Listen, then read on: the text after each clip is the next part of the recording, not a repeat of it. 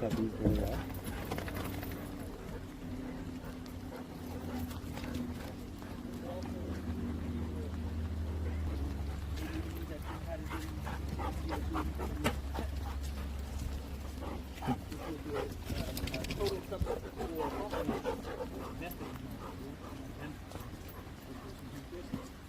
Could be huge.